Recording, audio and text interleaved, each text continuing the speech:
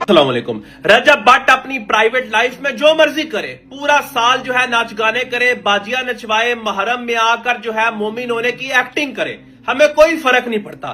فرق ہمیں تب پڑتا ہے جب یہ دین کے خلاف بولے گا.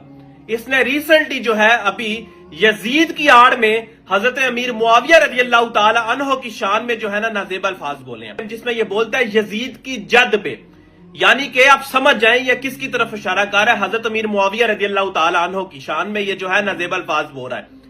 اب میں سوال کرتا ہوں داروں سے, یار پہلے بھی اس نے جو ہے سدھو موسے والے کو استاد بنا کر توہین رسالت کے قانون کے خلاف کچھ باتیں کی تھی, ادارے خاموش رہے. لیکن اب اس نے حضرت امیر معاویہ یعنی کہ صحابہ کے خلاف ہی شخص بولنے لگ گیا.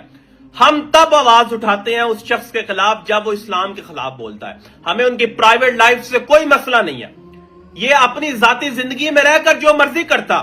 لیکن اس نے ویڈیو بنائی اور ویڈیو بنا کر یہ نوجوانوں میں پیغام یہ دے رہا ہے کہ یزید کی جد پہ لعنت بھیجو اعوذ باللہ.